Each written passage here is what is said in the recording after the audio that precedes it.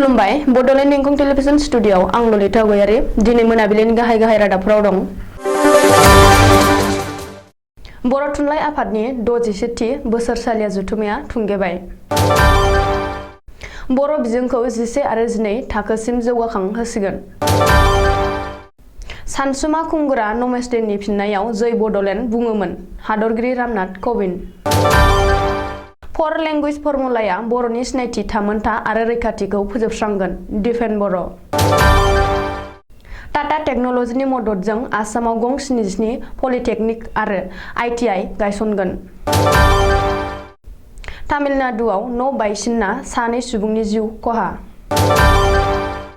मध्य प्रदेशआव मासे मोसौखौ बुथारनायनि सन्देहजों रायजोफ्रा 2 सुबुंखौ बुथारदों। दंफां गोग्लैसिनना 7नि जिउ खहा आरो 2आ गोब्राब जोखोम। दानिया फैदों आबुं रादाबाव।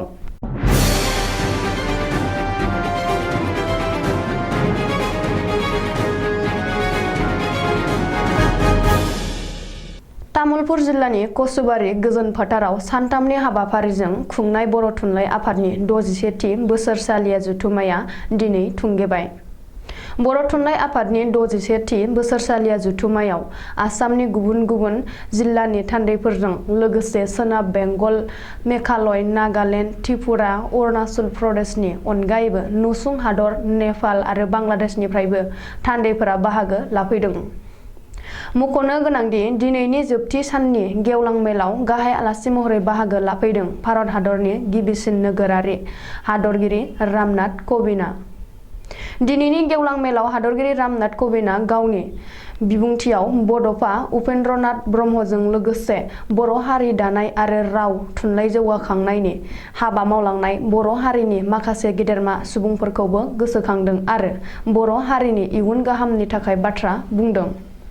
बर' थुनलाइ आफादनि 61थि बोसोरसालिया जथुम्मानि गेवलां मेलाव हादरगिरि रामनाथ क'विन्दजों लोगोसे हादरगिरिनि अनजालि बिसि सबिता क'विन्द, आसामनि रायजोनि बेंगिरि प्रफेसार जगदीश मुखी, गिबि मन्थ्रि डक्टर हिमन्त बिश्व शर्मा, मेघालयनि गिबि मन्थ्रि कनराड सांमा, सिक्किमनि गिबि मन्थ्रि प्रेम सिंह तांमा, आसाम बिधान सभानि बुंथिगिरि बिश्वजित दैमारी, रायजो सभानि MP रोनगोरा नार्जारी, आसामनि केबिनेट मन्थ्रि उर्खाव ब्रह्म, बिटिआरनि गाहाय प्रमद बर', एबसुनि आफादगिरि दिपेन बर', बर' थुनलाइ आफादनि आफादगिरि आरो गाहाय नेहाथारि थरेन बर' आरो प्रसान्त बर'मोनजों लोगोसे गोबांसा MLA, BTCनि गोबांसा MCLA, गुबुन गुबुन आफाद आरो गौथुमनि दैदेनगिरिफोरजों लोगोसे रोजा रोजा रायजो राजाफ्रा बाहागो लायो।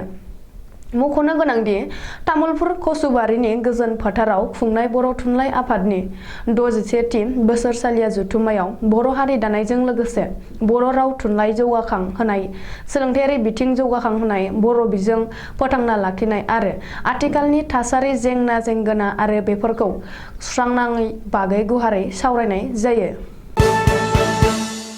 बर' बिजोंखौ 11 आरो 12 थाखोसिम जौगाखां होसिगोन। बर' फरायसाफोरा बिमा रावजोंनो एबा बर' बिजोंजोंनो 11 आरो 12 थाखोसिम फरायनायनि खाबुखौ मोननो हासिगोन।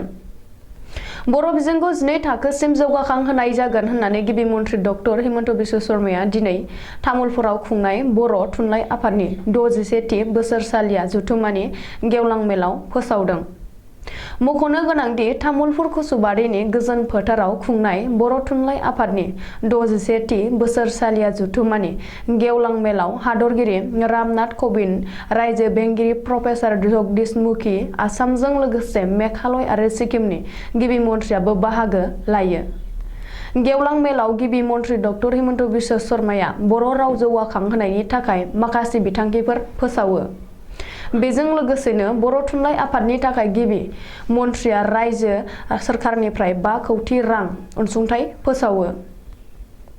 बबेखानि गिबि मन्थ्रिया बेखौबो बुंदोंदि बर' बिजोंखौ 11 आरो 12 थाखोसिम जौगाखांहोगोन। बर' थुनलाइ आफादा मोनफ्रोमबो बिथिङाव गोख्रों खामानि मावनो हानाय बायदियै रायजो सोरखारा 5 कौटि रां हरगोन। बेजों लोगोसे बर' सुबुं थानाय रायजोनि मोनफ्रोमबो जिल्लायाव बर' साहित्य सभानि मावख' लुनो थाखाय 50 लाख राङै गनायथि होगोन होननानै गिबि मन्थ्रि डक्टर शर्माया फोसावदों। तामुलपुराव खुंनाय बर' थुनलाइ आफादनि 61थि बोसोरारि जथुम्मानि गेवलां मेलाव गाहाय आलासि महरै बाहागो लाफैनानै हादरगिरि रामनाथ कविना बानजाय आफादखौ साबायखर बावो आरो बर' समाजजों गोजाम सोमोन्दो दं होननानै बर' हारिखौ बाख्नायो। मख'नो गोनांदि रायजो सभानि सोद्रोमा जानानै थानाय समाव बै समाव उरखावगोरा ब्रह्म आरो सानसुमा खुंगुर बैसोमुतियारिखौ लोगो मोनदोंमोन आरो सानसुमा खुंगुर बैसोमुतियारिया गावनि मोजां लोगोमोन होननानै हादरगिरि रामनाथ कविना बुंदों। बबेखानि बै समाव लोगो मोनलायनायफोराव जेब्ला नमस्ते होननानै बुङोमोन अब्ला सानसुमा खुंगुर बैसोमुतियारिया नमस्तेनि फिननायाव जै बड'लेण्ड बुङोमोन होननानैबो बुंथिदों। बेजों लोगोसेनो हादरगिरि रामनाथ कविननि खुगायाव दिनै बड'फा उपेन्द्रनाथ ब्रह्म आरो बिथांनि मोन्थोर थां आरो थांनानै थानो हो आरो बर' हारिनि गेदेरमा सुबुंफोरनि मुंखौ रायखांनाय नुनो मोन्दों। फर लेंगुवेज फर्मुलाया बर'नि सिनायथि थामोनथा आरो रैखाथिखौ फोजोबस्रांसिगोन। बे बाथ्राखौ बुंदों एबसुनि आफादगिरि दिपेन बर'आ। मख'नो गोनांदि तामुलपुरनि कुसुबारियाव खुंनाय बर' थुनलाइ आफादनि 61थि बोसोरारि जथुम्मानि नैथि साननि थान्दै मेलाव एबसुनि आफादगिरि दिपेन बर'आ मिरु सोरखारनि फर लेंगुवेज फर्मुलानि सायाव बेबायदि बानबुंथि होयो। मिथिनो हानाय बायदिब्ला बर' थुनलाइ आफादनि 61थि बोसोरारि जथुम्मानि थान्दै मेलाव आफादगिरि दिपेन बर'नि दैदेननायाव एबसुआ लोगो आफाद महरै बाहागो लायो। थान्दै मेलाव बाहागो लानानै मिरु एबसुनि आफादगिरि दिपेन बर'आ बिटिआर गोरोबथानि 3.1 दफा 6.3 दफा आरो मोनब्रै रावारि खान्थि एबा फर लेंगुवेज फर्मुलानि सायाव गुवारै बिबुंथि लाखियो आरो 4 रावारि खान्थि फर लेंगुवेज फर्मुलाया बर'नि सिनायथि थामोनथा आरो रैखाथिखौ फोजोबस्रांसिगोन। बेखायनो आसाम सोरखारा बर' बिजोंनि फरायसाफोरनो जाबसिनना होनो नागिरनायखौ एबसुआ माब्लाबाबो गनायनो हाया होननानैबो थान्दै मेलनि गेजेरजों दिपेन बर'आ बुंथिदों। टाटा टेक्न'लजिनि मददजों आसामाव गोदानै गं 77 पलिटेकनिक आरो ITI गायसननो थांखि लादों आसाम सोरखारा। गिबि मन्थ्रि डक्टर हिमन्त बिश्व शर्मानि दैदेननायाव मैया बानजायनाय मोनसे केबिनेट मेलाव बे थांखिखौ लायो। केबिनेट मेलनि उनाव सावस्रि मन्थ्रि केशव महन्तआ खौरांगिरिनि सिगाङाव फोरमायथिनाय बायदिब्ला आसाम सोरखारा टाटा टेक्न'लजिजों लोगोसे रायजोआव गं 34 पलिटेकनिक आरो गं 43 ITI गायसनगोन। बिनि थाखाय गासै 2,390 कौटि रां खरसा खालामगोन। बिदिनो 87 जौखोन्दो दोहोनखौ टाटा टेक्न'लजिया बानस'गोन आरो आद्रा दोहोनखौ आसाम सोरखारा बाहायगोन। बबेखानि बेनि जोहै आसामा बोसोरफ्रोमबो 20,000 रोंगौथि गोनां आरो सुबुं सम्पद लाइमोनफोरखौ मोननो हागोन होननानैबो मन्थ्रि केशव महन्तआ बुंदों। बेनि अनगायैबो कासार आरो जागिरद पेपार मिलनि मावफारियाफोरनि थाखाय 308.75 कौटि रां दिहुनना हरो आरो 100 साननि गेजेराव पेपार मिलनि सा 100 मावफारियाफोरनो साख्रि होनो केबिनेट मेलाव थांखि लायो। बबेखानि रायजोआव गोदानै गंब्रै मेडिकेल कलेज गायसनगोन। बङाइगाव, धेमाजि, मरिगाव आरो गवालपारायाव गोदानै गंब्रै मेडिकेल कलेज बानायगोन आरो बेनि थाखाय रायजो सोरखारा 2,000 कौटि रां गनायथि होयो।